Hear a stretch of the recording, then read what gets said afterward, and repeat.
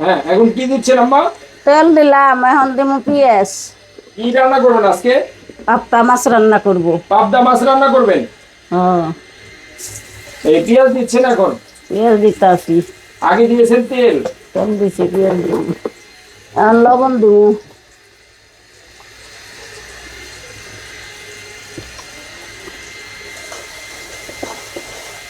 এখন পেঁয়াজ ভাজা আর ভাজতে হইব। কতক্ষণ এটা ভাজতে হবে আম্মা? এটা ভাজতে সময় লাগবো।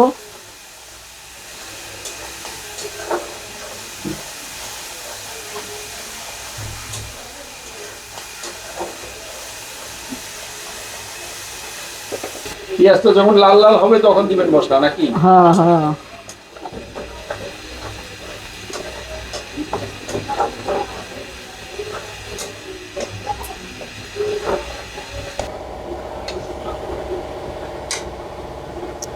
আদা রসুন দিব।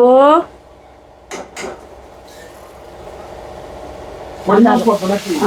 আদা রসুন তো দিলাম, এই আদা রসুনের গন্ধটা ফেলে দেব। তারপরে সব মশলা দিব।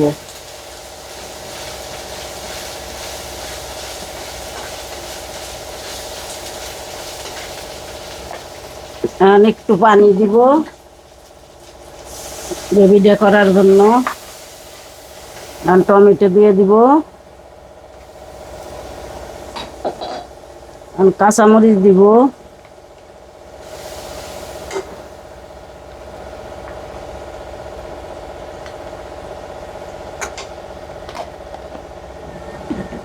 এখন মশলা দিব।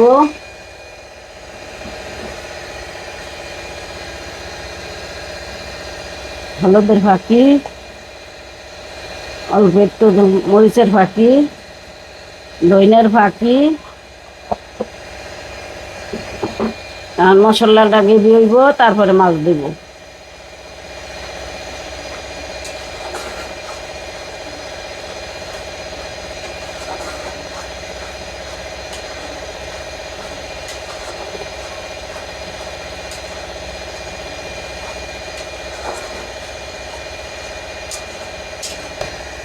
একদম জিরের ফাঁকি দিব।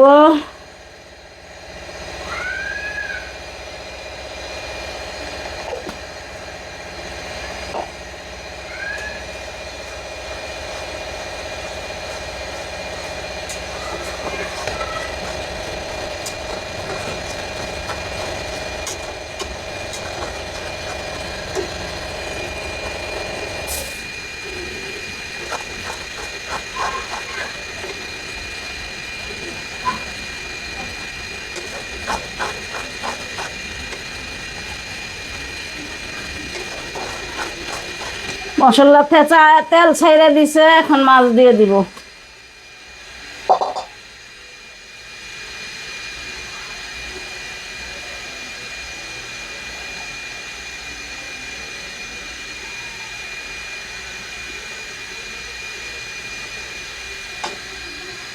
একটু পানি দিব।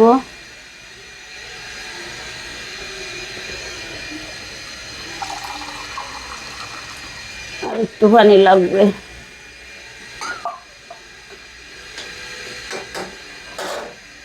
আমি তো বলতে দিব। বলো কে এসে গেছে?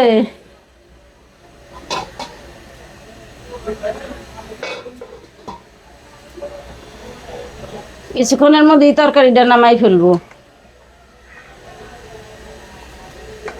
পাবদা মাছ এভাবে রান্না করতে হয়। রান্নাটা কেমন হইলো আপনারা কমেন্ট করে জানাইন। 2 মিনিট পর 3 মিনিট পর নামাই ফেলবো। একটা মাছ রান্না বোনা হয়ে গেছে, আর একটু ঝোলটা শুকাইবো।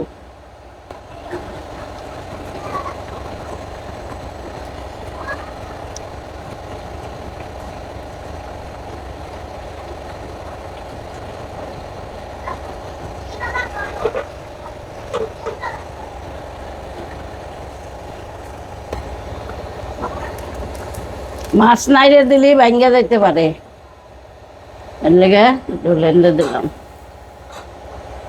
পাবদা মাছের বোনা।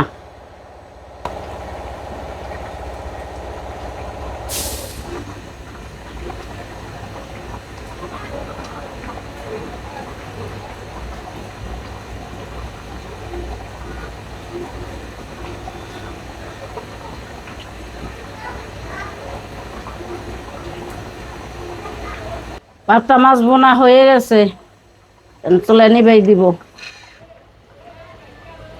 নামাই ফেলবো।